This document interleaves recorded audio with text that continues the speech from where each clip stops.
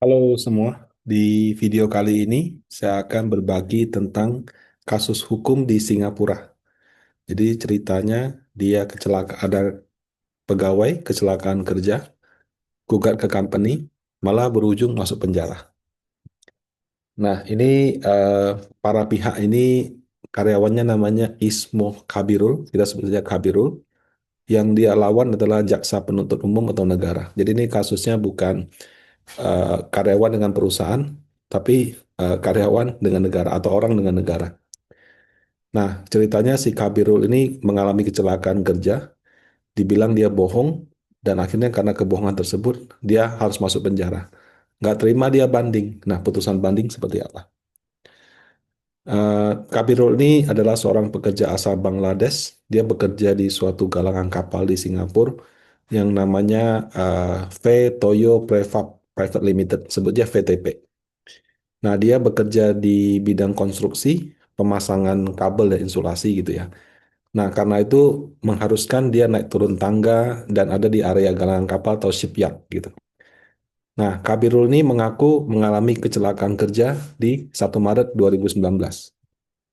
Versinya dia ya, ini saya pakai ChatGPT sih. Jadi dia lagi jalan naik tangga, kemudian dari atas itu ada gulungan kabel jatuh gitu, isolasi lah. Dia sebutnya insulation, saya juga nggak ngerti itu apa.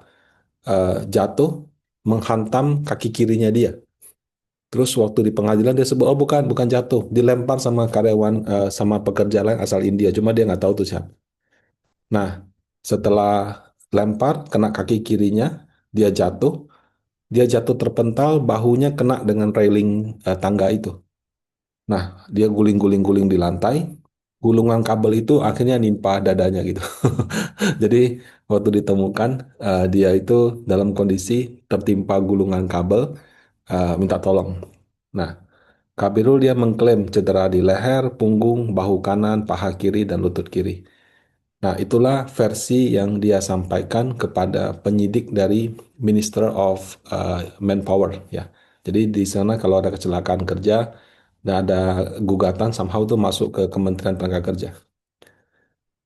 Nah, sesuai dengan peraturan di Singapura ada namanya WICA ya, Work Injury Compensation Act. Jadi kalau misalnya karyawan mengalami kecelakaan kerja, itu berhak dapat kompensasi. Kalau di Indonesia kayak semacam BPJS TK. Nah, kalau cacat tetap total dapat 346.000 sin dolar setara 4,4 M. Kalau meninggal dapat 269.000 setara 3,4 M. Dan kalau dia masuk rumah sakit, maka klaim rawat inap sama jalannya maksimal 53.000 sin dolar atau 678 juta. Nah, selain itu pekerja dia juga dapat cuti sakit dan kalau nanti dia sudah masuk kerja, dia bisa dikasih pekerjaan yang lebih ringan dulu sesuai dengan rekomendasi dokter. Nah, kalau di Indonesia kita namanya BPJS TK sih. Eh, Nilainya kalau nggak salah, kalau cacat tetap total 56 kali gaji, kalau meninggal 48 kali gaji, kalau klaim rawat inap sama jalan setahu saya unlimited. Ya. Oh ya ini ada ternyata. Ya, plus kalau meninggal juga dapat bantuan beasiswa begitu. Nah, dapat klaim demikian, tentu si perusahaan harus investigasi dong. Dia investigasi, Kementerian Tenaga Kerja kan juga investigasi. Nah, setelah mereka investigasi, mendapatkan sebagai berikut. Jadi 1 hari sebelum kejadian, dia kan ngakunya 1 Maret kecelakaan. 28 Februari 2019, atasan dari mereka, itu kan mereka tinggalnya kayak semacam di mes. Jadi dia sudah instruksikan kepada supervisor di mes itu untuk minta 5 orang besok nggak usah masuk kerja. Ada yang mau di briefing. 5 orang tuh termasuk Kabirul gitu. Nah, si supervisornya sempat minta, oke akses cardnya saya pegang dulu ya. Tapi 5 orang tuh nggak mau kasih.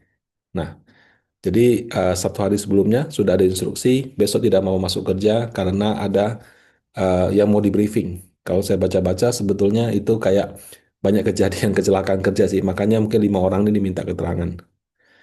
Eh, tapi berdasarkan rekaman CCTV, kan 28 Februari sudah dikasih tahu besok nggak usah masuk kerja.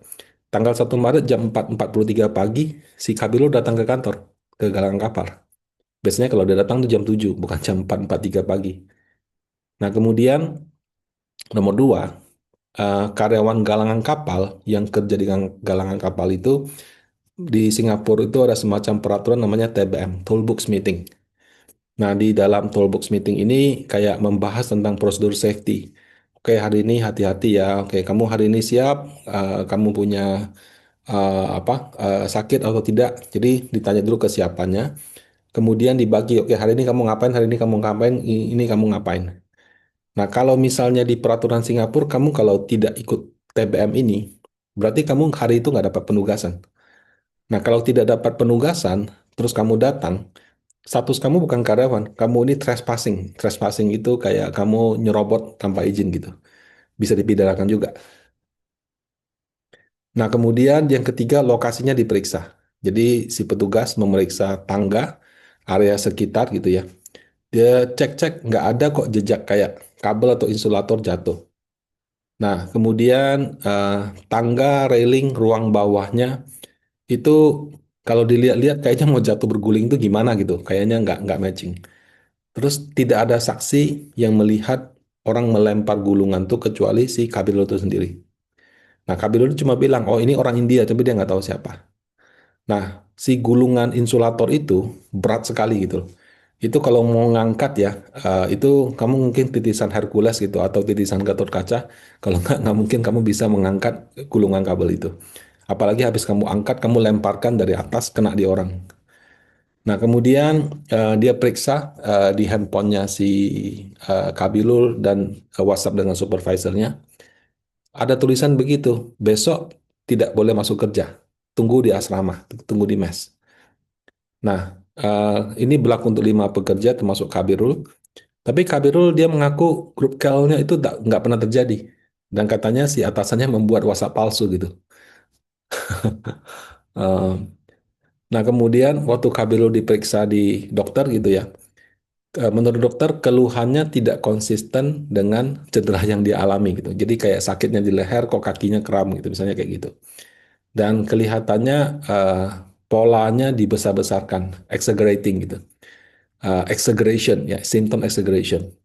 Diminta MRI nggak mau, dikasih obat nggak mau, didampingi juga nggak mau. Kemudian ada indikasi orangnya mengincar apa? Kalau nanti saya begini kan bisa dapat kompensasi, gitu ya. Nah, berdasarkan hasil pemeriksaan tersebut, Kabilur yang sudah dinyatakan bersalah di tingkat 1, dia banding, ditolak lagi. Jadi dia terbukti membuat klaim kecelakaan kerja palsu, berbohong kepada penyidik dari kementerian, dan ya kayak bilang tadi, atasannya membuat WhatsApp palsu segala macam. Total dijatuhkan hukuman penjara 13 minggu. Nah, sebagai informasi ya, kejadiannya 2019. Tapi putusan bandingnya 2025. Jadi karena ada proses apa namanya, ada proses di eh, pandemi ya, banding segala macam. Ternyata suatu putusan hukum itu bisa sampai sampai 6-7 tahun begitu ya. Nah, jadi itu memang khas, maksudnya suatu kejadian di Singapura. Nah, apakah menurut Bapak Ibu adil? Apakah keputusannya sudah tepat? Apakah mungkin di tempat kerja Anda juga ada kejadian serupa? Kalau ada, mungkin boleh di-share di kolom komentar ya.